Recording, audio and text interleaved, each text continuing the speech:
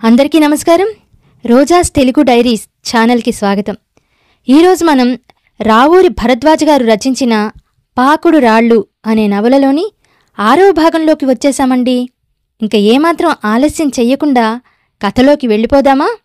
చెవులారా వినటానికి సిద్ధంగా ఉండండి. మద్రాసును చూస్తూనే మంగమ్మ ఆశ్చర్యపోయింది. ముఖ్యంగా అక్కడి భవనాలు, కార్లు, మనుషుల ఫ్యాషన్లు ఆవిడ్ని చకితం చేశాయి. మద్రాస్ డబ్బంతా రాళ్ళు, సిమెంట్లోనూ కారుల్లోనూ చేరిపోయింది అనుకుందావిడ. ప్రతిదానికేసి కళ్ళింత చేసుకుని మంగమ్మ చూట్టాన్ని చలపతి గమనించాడు. ఎలా ఉంది మద్రాస్ అన్నాడు చలపతి టాక్సీలో మంగమ్మ మీదికి బాగా ఒరుగుతూ. మంగమ్మ కొంచెం పక్కకి జరిగింది. ఎలా ఉంది?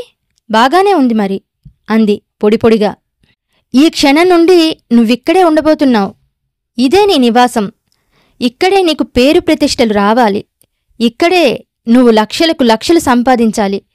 ఈ రోడ్ల మీదనే నువ్వు ప్లిమత్ కారులో తిరగబోతున్నావు అన్నాడు చలపతి. మంగమ్మ ఏమీ మాట్లాడలేదు. అద్దంలోంచి ఎదురుగా కనిపిస్తున్న బ్యానర్ కేసి చూస్తోంది. 5 అడుగుల పొడవు, 3 అడుగుల వెడల్పు ఉన్న ఆ పోస్టర్ మీద ఒకే ఒక ముఖం, సినిమాతార ముఖం, నవ్వులు కురిపిస్తూ కనిపిస్తోంది. 10-15 మంది కుర్రవాళ్లు ఆ పోస్టర్ ముందు నిలబడి అదే పనిగా ఆ బొమ్మకేసి చూస్తున్నారు. ఆవిడ నళిని కుమారి అన్నాడు చలపతి సిగరెట్ వెలిగిస్తూ. మొన్నటి వరకు చిన్న చిన్న వేషాలు వేస్తుండేది. 2-3 వేషాలు నేనే రికమెండ్ చేసి ఇప్పించాను. వాటివల్ల ఆవిడకు 4 డబ్బులు కిట్టాయేమో కాని గుర్తింపు రాలేదు. ఇది కాదనుకుని ఒక ప్రొడ్యూసర్కి చెప్పి మంచి వేషం, దాదాపు హీరోయిన్ లాంటి వేషం ఇప్పించాను. ఝుమ్మని అందుకుంది. ఇప్పుడావిడ రేటు 15,000. వింటున్నావా అన్నాడు చలపతి. కారు మూల తిరుగుతూ సర్రని శబ్దం చేసింది. మంగమ్మ మీదికి మరోసారి చలపతి పూర్తిగా ఒరిగిపోయాడు. ఒరిగాక చలపతి ఓసారి మంగమ్మకేసి చూసి రవ్వంత ఇటుగా జరిగి కూర్చున్నాడు. కారు వేగం తగ్గింది. డ్రైవర్ అరవంలో ఏదో అడిగాడు. కోడంబాకం పోనివ్వు, స్ట్రీట్ నెంబర్ 192 అన్నాడు చలపతి. మంగమ్మ వచ్చే నవ్వును ఆపుకోవటం చలపతి గ్రహించాడు. ఏమిటిటా అన్నాడు. ఏం లేదన్నట్టుగా మంగమ్మ పెదవి విరిచింది. బ్యూటిఫుల్ మంగమ్మ, నా దగ్గర కెమెరా లేదుగాని ఉంటేనా ఈ పోజును స్నాప్ చేద్దును. ఇలా ఇంత అందం పెదవి విరిచి, ఏం లేదు, ఉన్నా నీతో చెప్పను. అది చెప్పడానికి వీల్లేని విషయం కనుక నన్ను పదే అడక్కు. అన్ని భావాలను ఒక్క పెదవి విరుపులో చూపెట్టగలిగిన వాళ్ళెంతమంది ఉన్నారంటావు? నన్నడిగితే ఒక్కరూ లేరంటాను. అంచేతే నీకు ఈ ఇండస్ట్రీలో వల్లమాలినా కట్టుకుపోయినంత ఫ్యూచర్ ఉన్నదని నేను ముత్తుకోవడం అన్నాడు చలపతి. మంగమ్మకి ఈ ధోరణి నమ్మదగిందిగా లేదు. తనేదో మామూలుగా కాదు, చలపతితో మాట్లాడటం ఇష్టం లేకనే పెదవి విరిచింది. అందులో వీడంటున్నన్ని అర్థాలున్నాయని, ఉంటాయని కాని తనకు తెలీదు. మరి చలపతి తన్నెందుకిలా ఆకాశానికెత్తుతున్నట్లు? ఇంతకీ నా ప్రశ్నకు నువ్వు సమాధానం చెప్పనేలేదు మంగమ్మ అన్నాడు చలపతి. మంగమ్మకు సిటీని చూడాలన్న ఆకాంక్ష ముందు ఈ దిక్కుమాలిన చెత్తవాగుడుకు జవాబు చెప్పాలన్న ఆలోచనే రాలేదు. తనింకా సమాధానం చెప్పబోతానన్న ఆశతో చలపతి చూస్తున్నాడని మంగమ్మ అనుకుంది. తనింకా సమాధానం చెబుతానన్న ఆశతో చలపతి చూస్తున్నాడని మంగమ్మ అనుకుంది. చిత్రమేమిటంటే అతనడిగిందేమిటో మంగమ్మకు జ్ఞాపకం రాలేదు. అదే చలపతితో అంది. వండర్ఫుల్, నువ్వు ఆశ్చర్యాన్ని ఎంత అద్భుతంగా ఎక్స్ప్రెస్ చేస్తావు మంగమ్మ అని ఓ 15 నిమిషం అలాగే మింగపోతున్నవాడిలాగా చూశాడు చలపతి. ఆ తరువాత తన పెదవిని మునిపళ్ల మధ్య చేర్చాడు. కాళ్ళు సున్నితంగా ఊపుతూ, అదే నళినీకుమారి గురించి. ఇప్పుడావిడ 15,000 తీసుకుంటుందన్నాను కదూ అన్నాడు. అన్నారా అంది మంగమ్మ.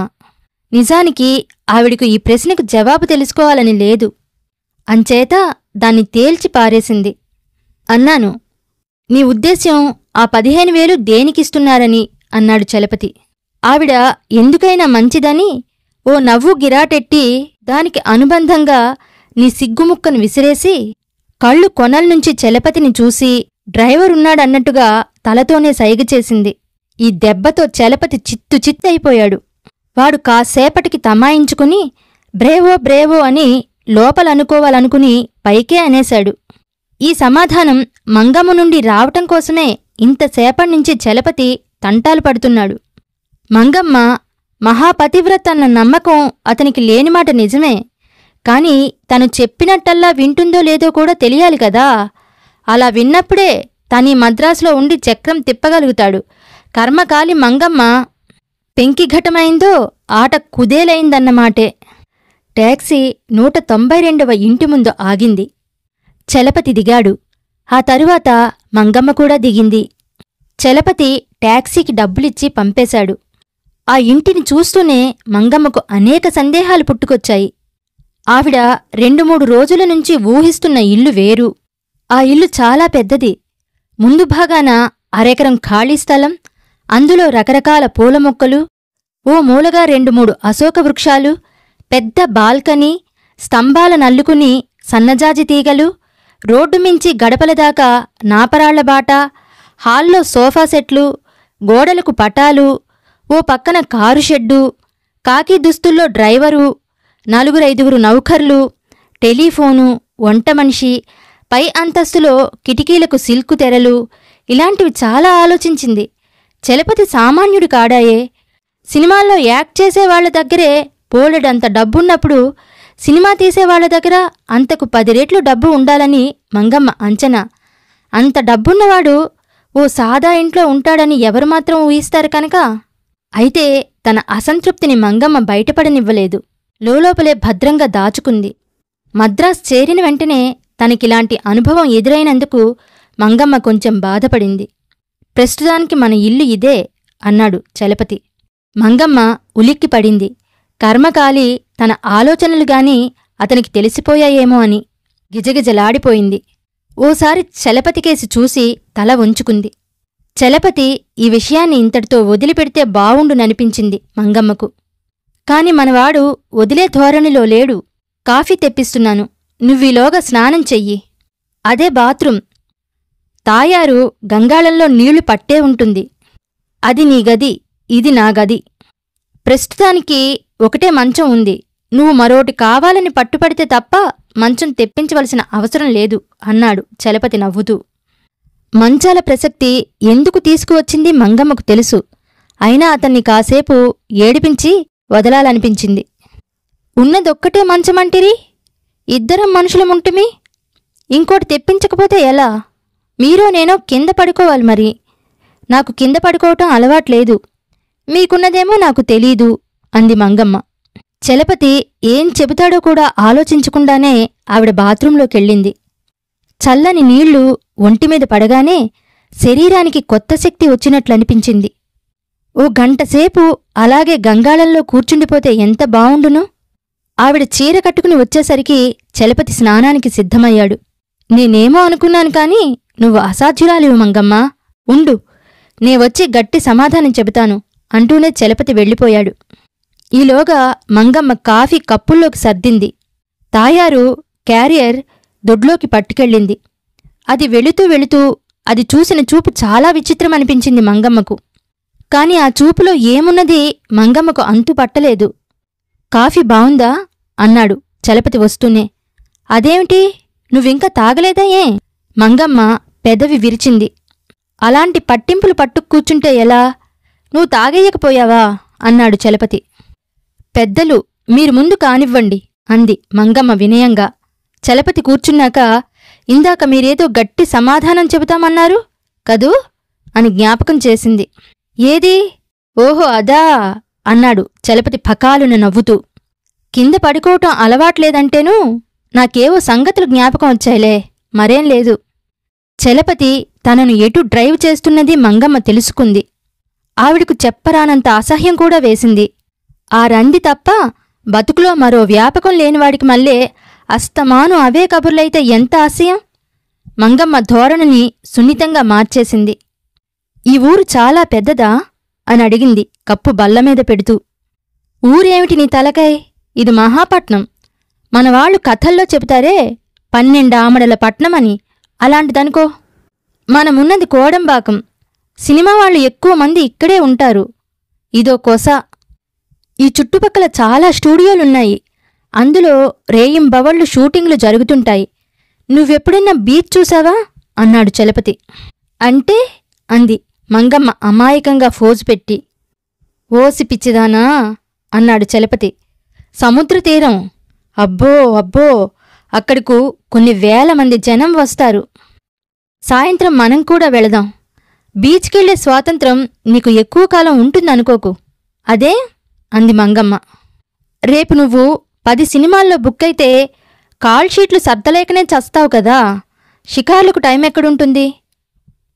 అదీకాక బీచ్కెళితే జనం నిన్ను బతకనిస్తారా? చుట్టేసేయరు అన్నాడు చలపతి. ఎప్పటి మాటోలెండి, ఈలోగా మనం హాయిగా తిరగడానికే అంది మంగమ్మ. చలపతి ఓ సిగరెట్ అంటించి గట్టిగా పొగ పీల్చి ఆ పొగతోనే అగ్గిపుల్లను ఆర్పేసి ఆరిపోయిన అగ్గిపుల్లను సుతారంగా దూరానికి గిరాటెట్టాడు. అదంతా ముడియాదు మంగమ్మ. మనం తిరగటానికి టైమేది? రేపట్నుంచి మనకు ఊపిరి తిరగని పనులుంటాయి, అవి చూసుకోవాలి అన్నాడు చలపతి. మంగమ్మ మాట్లాడకుండా లేచి లోపలికి వెళ్ళిపోయింది. అతడన్నట్లుగా ఆ మరునాట్నుంచి ఊపిరి తిరగని పనులంటూ ఏమీ లేవు. ఉదయం కాఫీ తాగి చలపతి ఎక్కడికో వెళ్లేవాడు. ఒక్కో రోజున మధ్యాహ్నం భోజనానికి వచ్చేవాడు, మరో రోజున సాయంత్రం వచ్చేవాడు. ఇద్దరూ కలిసి ఎటన్నా షికారు వెళుతుండేవాళ్లు. వారం రోజులపాటు మంగమ్మ సిటీ అంతా చూసింది. జూ చూసినప్పుడు, మ్యూజియం చూసినప్పుడు మంగమ్మ తనను తాను మరిచిపోయింది. ఇన్ని లక్షల రూపాయలు ఖర్చుపెట్టి వీటిని ఏర్పాటు చేయటం ఎందుకో ఆవిడకు అర్థం కాలేదు. దీన్ని గురించి 1-2 సార్లు చలపతిని అడుగుదామనుకుంది కాని అడగలేదు. ఏదో సమాధానం చెప్పడని కాదు, ఆ ధోరణిలో పడితే అతన్ని మళ్లించటం కష్టమని ఆవిడ భయం. ఊరంటే ఇదే ఊరు, బతుకంటే ఇదే బతుకు అనుకుంది మంగమ్మ. విశాలంగా నున్నగా ఉన్న రోడ్లు, వాటిమీద చిత్తు చిత్తుగా ప్రవాహంలా పోయే కార్లు, రోడ్లకు 2 పక్కలా ఉన్న షాపులు, అందులోని సామాను, కందిరీగల తుట్టల్లా ముసిరే జనం, విద్యుత్ దీపాలు, సినిమా హాల్స్. ఓహ్, ఎంత బావున్నాయి! తొలిసారిగా బీచ్ చూసినప్పుడు మంగమ్మ మనస్సంతా అతుక్కుపోయినట్లయింది. రోడ్డు దిగి ఇసుకలో కూరుకుపోతున్న పాదాలను రవ్వంత బలంతో పెకిలించుకుంటూ నడవటం ఓ వింత అనుభవం. 100 గజాలు నడిచాక తనో మైలు దూరంలో నడిచాననుకుంది మంగమ్మ. సముద్రం మీదనుంచి ఉప్పెనగాలి బలంగా వెనక్కి నెడుతుంటే పవిట చెంగు తొలక్కుండా వీపు వెనగ్గా తిప్పి 2వ కొనకు కుచ్చిళ్ల దగ్గర దోపుకుంది. ముందుకు నడుస్తుంటే చీరంతా వెనక్కు నొక్కుకుని కాళ్లు గుండ్రంగా కనిపిస్తుంటే మంగమ్మ సిగ్గుపడింది. చలపతి ఆవిడ పక్కనే నడుస్తూ మధ్య మధ్య తగుల్తూ ఏవో కబుర్లు చెబుతున్నాడు. దూరంగా ఆకాశం వంగి సముద్రంతో ఏవో రహస్యాలు చెబుతున్నట్లుగా ఉంది. ఎడంవైపున నల్లని పొగచార, ఆ చారకి ఒక కొసన మసక మసకగా ఓడా కనిపించాయి. కుడివైపున చిన్న చిన్న పడవలు, ఇంకా దూరంగా ఇసుకమీదనే బెస్తవాళ్ల గుడిసెలు, వాటి వెనుక మళ్ళా ఎత్తైన భవనాలు, వెనుక రోడ్డుమీద పాముల్లా పారిపోతున్న కార్లు, జనసముద్రం, అందులో రకరకాల దుస్తులు. ఏదో కొత్త ప్రపంచంలోకి వచ్చినట్లనిపించింది మంగమ్మకు. నిలువెత్తు కెరటాలు లేచి ఒడ్డుమీద విరుచుకుపడి దాన్ని నురుగుతో అలికి ఎవరో తరుముతున్నట్లు సముద్రంలోకి పారిపోవడాన్ని ఎన్నిసార్లు చూసినా తనివి తీరదనిపించింది మంగమ్మకు. ఇలా ఈ సముద్రం చెంతనే ఓ చిన్న ఇల్లు కట్టుకుని అందులో ఒంటరిగా ఉంటే ఎంత బావుండును అనుకుంది మంగమ్మ. అప్పటికప్పుడే ఆవిడ మనస్సులో ఓ చిన్న డాబా, దాని గోడన ఆనుకుని సముద్రము, సముద్రం వేపుకున్న కిటికీ దగ్గరగా మెత్తని కుర్చీ వేసుకుని అందులో తను కూర్చోవటం, దూరంగా నౌకుల రాకపోకలు, సముద్రంలోంచి అగ్నిజ్వాలలు ఎగిసినట్లు ఉషఃకాలపు అరుణారుణ మేఘశకల సముదాయం, అలలమీద పడిన సూర్యకాంతి ముక్కలై నీటిలో కరిగిపోవటం, తాను పండు ముదసలి కావటం, ఎవరికోసమో ఎదురుచూస్తూ కూర్చోవటం, ఆ వ్యక్తి అలలమీదుగా నడిచి తన దగ్గరకు వస్తున్నాడన్న భ్రమ. అన్నింటినీ ఛిద్రం చేస్తూ, ఇవిగో మంగమ్మ, వేరుశనక్కాయలు తినవు అన్నాడు చలపతి.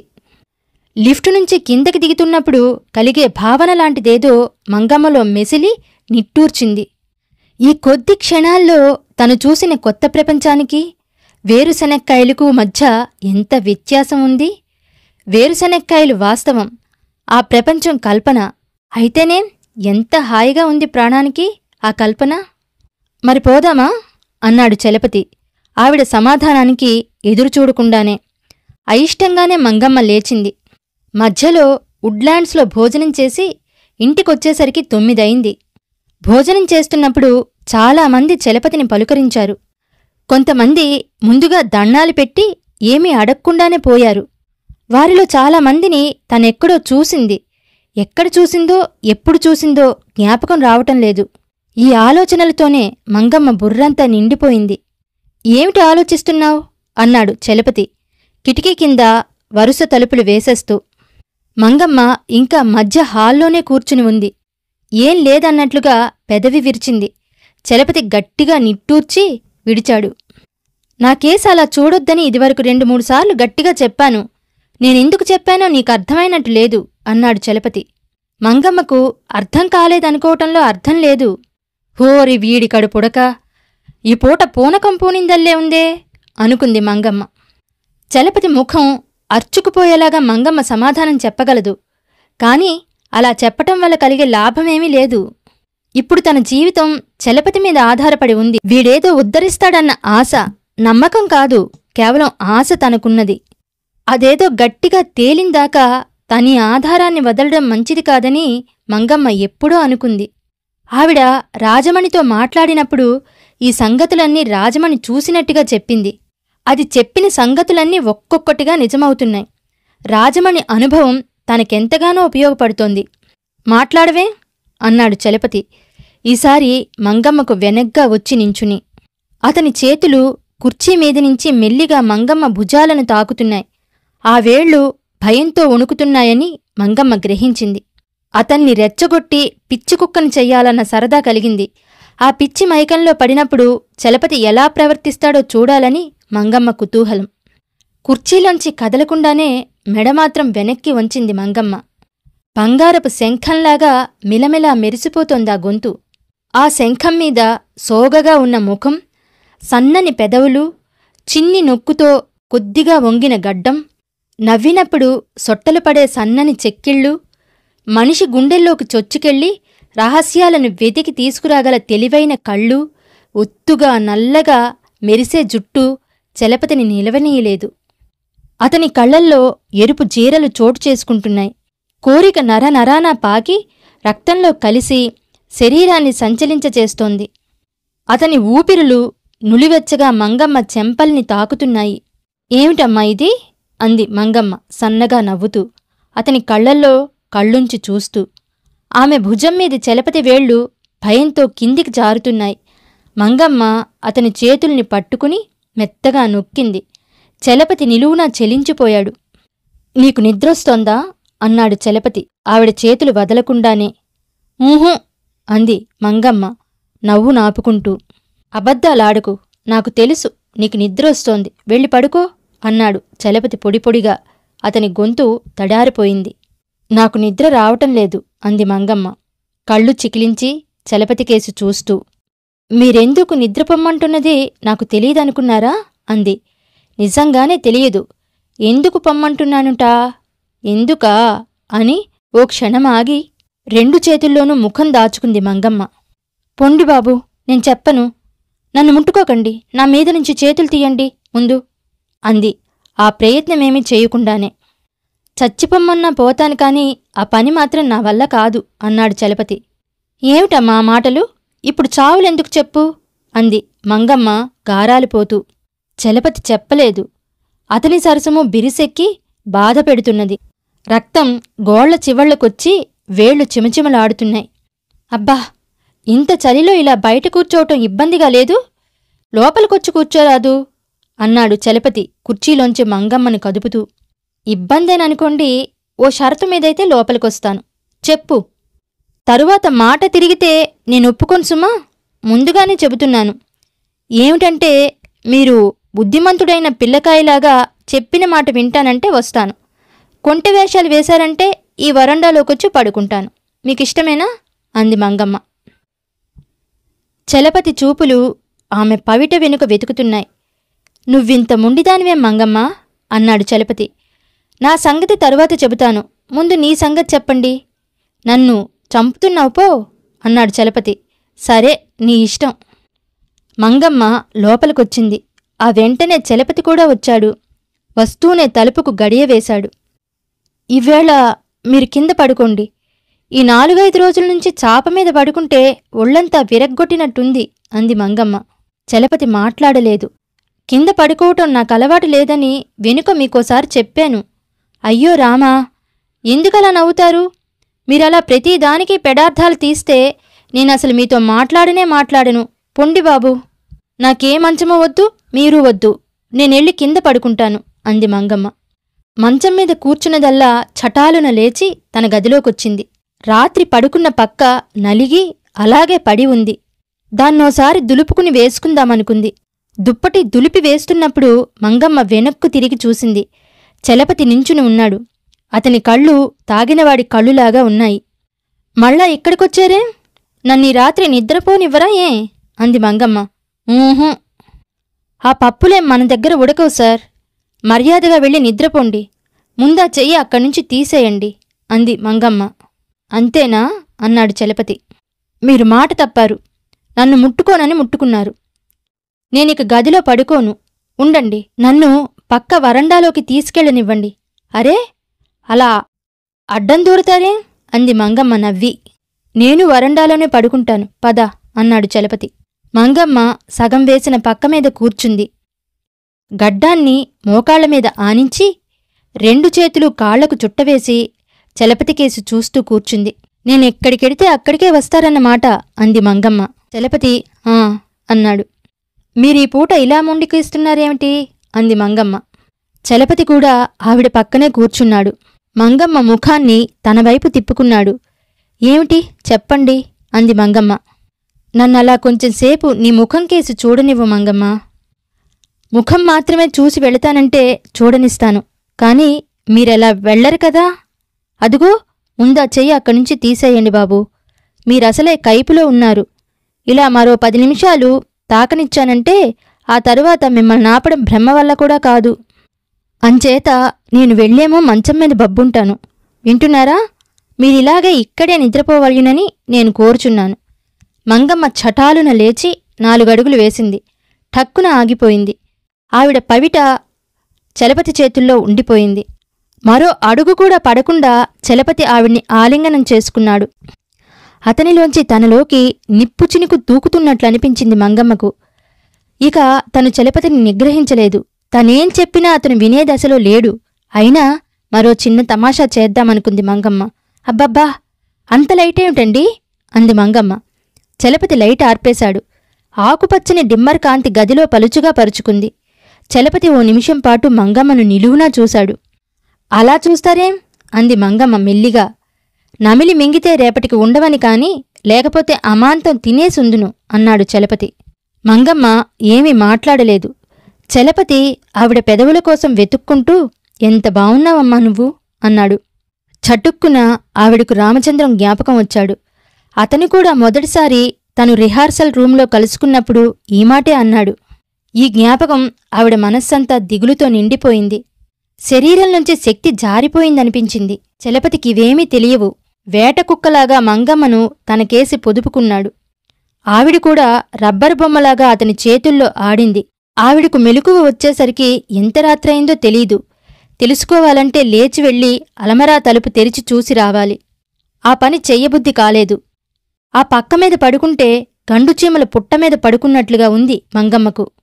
మెల్లిగా లేచి వెళ్ళి తన పక్కమీద పడుకుంది. అక్కడ్నుంచి చూస్తే చలపతి కనిపిస్తున్నాడు. కాసేపు అతని ముఖం వైపే చూసింది. తన కోసం ఆ శరీరం పడిన ఏతనను తలుచుకొని తనలో తనే నవ్వుకుంది. నువ్వంటే నాకు చాలా ఇష్టం మంగమ్మ అన్నాడిందాక. కావాలంటే నీకోసం చచ్చిపోమ్మన్నా చచ్చిపోతానన్నాడు. ఇటువంటి మాటలు, ఇవే మాటలు తనిప్పటికి 190 సార్లు విన్నది. తన దగ్గరకొచ్చిన ప్రతి వెధవ సన్నాసి ఈ మాటలన్నాడు. ఇక ముందు రాబోయేవాళ్లు కూడా అంటారు. అవన్నీ పచ్చి అబద్ధాలని వాళ్లకు తనకు తెలుసు. నమ్మమన్నట్లుగా వాళ్లంటారు, నమ్మినట్లుగా తనూ మాట్లాడుతుంది. ఈ జీవిత నాటకంలో ఈ డైలాగ్ తప్పకుండా ఉండాల్సిందే. అలా కాకుండా ఒక్కసారిగా మనసులో ఉన్నదంతా కక్కేయాలనిపిస్తుంది అప్పుడప్పుడు. కాని ఆ పని చెయ్యలేదు, ఇక ముందు కూడా చెయ్యబోదు. తనెన్నో ఆశలు మూటకట్టుకుని ఇక్కడికి వచ్చింది. మూట విప్పినప్పుడు అందులో వజ్రాలు కెంపులు మెరవాలి కాని రాళ్ళు రప్పలు ఉండకూడదు. ఏముంటాయో ఇప్పుడే తను చెప్పలేదు కూడా. నేను చాలా అమాయకురాలనని చలపతి ఉద్దేశం. ఇందాక నిన్ను నేను జయించాను కదూ అన్నాడు వాడు. అందులో వాడు జయించిందేమిటో తనకు బోధపడలేదు. 4 రోజుల తరువాత కాని తనను తాకటానికి గుండెలేనివాడు తనను జయించాడనటంలో అర్థం లేదు. తను చలపతికి లొంగిపోవలసి వస్తుందని ఇవ్వాలనుకోవటమేం కర్మ, వాడితో మద్రాస్ బండెక్కినప్పుడే అనుకుంది. ఈ ముష్టి పనికోసం 4 రోజులు వాడు పస్తాయించాడన్నప్పుడే వాడంటే ఏమిటో తనకు తెలిసిపోయింది. ముందు ముందు అవసరాలకు పనికొచ్చే మనిషి కనుక కాసేపు నాటకం ఆడాల్సొచ్చింది. ఇదంతా నిజమేనని చలపతి నమ్మి ఉంటే వీడూ అందరిలాంటివాడే, నమ్మకపోతే మాత్రం తను జాగ్రత్తగా ఉండటం అవసరం. ఎక్కడో గడియారం 2 గంటలు కొట్టింది. మంగమ్మ మెడదాకా దుప్పటి కప్పుకుని ఓసారి కళ్ళు గట్టిగా నులుముకొని పడుకుంది. బుర్రలో రకరకాల ఆలోచనలు మోసులెత్తి క్రమంగా మసకలో కలిసిపోతున్నాయి. వాటికొక రూపం లేదు, ఒక వరుస లేదు. కళ్ళు బరువుతో వాలిపోతున్నాయి. కప్పుకున్న దుప్పటి మాగుడు వాసన కొడుతోంది. దుప్పటి తీస్తే చలి. కాళ్ళు చేతులు మనగదీసుకుని కళ్ళు మూసుకుంది. 5-6 నిమిషాలు గడిచాయో లేదో చలపతి అక్కడికొచ్చాడు. ఆవిడ పక్కనే పడుకుని నడుమ్మీద చెయ్యి వేశాడు. ఇక్కడికొచ్చేవే అన్నాడు మెల్లిగా. మంగమ్మ శరీరం అసహ్యంతో జలధరించిపోయింది. నేను ఇక్కడే పడుకుంటాను అన్నాడు చలపతి. అతను మాట్లాడుతుంటే పుల్లని వాసన వస్తోంది. ఎలాగైనా చావు అనుకుంది మంగమ్మ లోలోపల. ఇటు తిరగవా మంగూ అన్నాడు చలపతి. పరమేశ్వరా అనుకుంది మంగమ్మ. ఈ వెధవ మళ్ళా తయారయ్యాడు. తప్పదు, నిద్రపోతున్నప్పుడు నువ్వెంత బావుంటావని అన్నాడు చలపతి. ఓ 10 నిమిషాల్లో వీడు వదిలిపోతే బావుణ్ణు. సుఖంగా కడుపులో కాళ్లు పెట్టుకుని పడుకోవచ్చు అనుకుంది మంగమ్మ. సాధ్యమైనంత త్వరలో చలపతిని వదిలించుకోవాలనుకుంది. మీరిక్కడికొస్తారని నాకు తెలుసు. ఇంత ప్రేమ నా మీద ఉన్నవాళ్లు ఈ 4 రోజులు ఎలా నిద్రపోగలిగారో నాకు తెలియకుండా ఉంది. మీరు నమ్మండి నమ్మకపోండి, కాని నాకు మాత్రం నిద్రపట్టలేదు. ఒట్టేసి చెబుతున్నాను. అబ్బా, అలా చంపేయకండి, మీకు పుణ్యం ఉంటుంది అంది మంగమ్మ అతన్ని రెచ్చగొట్టే సదభిప్రాయంతో. చలపతి మరోసారి వేటకుక్కలా మారిపోయాడు. ఇక హాయిగా నిద్రపోవచ్చు అనుకుంది మంగమ్మ ఆవలిస్తూ. ఈసారి ఆవిడ బుర్రలో ఏ ఆలోచనలూ లేవు.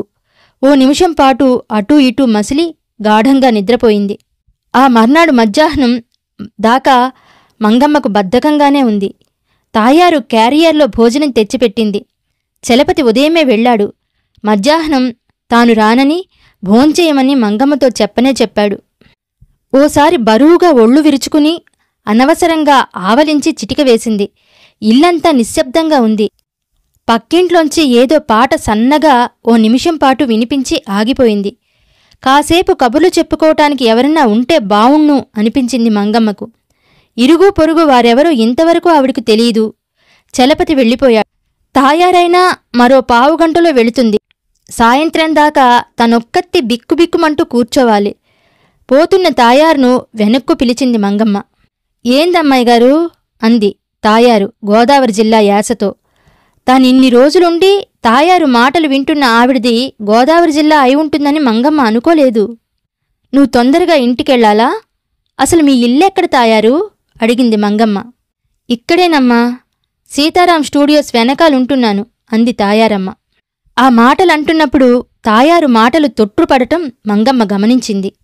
తొందర పనులేమీ లేకపోతే కూర్చో తాయారు, ఒక్కదాన్ని నాకేమీ తోచకుండా ఉంది. ఏదో మాట్లాడుతూ కాలక్షేపం చెయ్యొచ్చు, ఇద్దరం కలిసే భోంచేద్దాం అంది మంగమ్మ.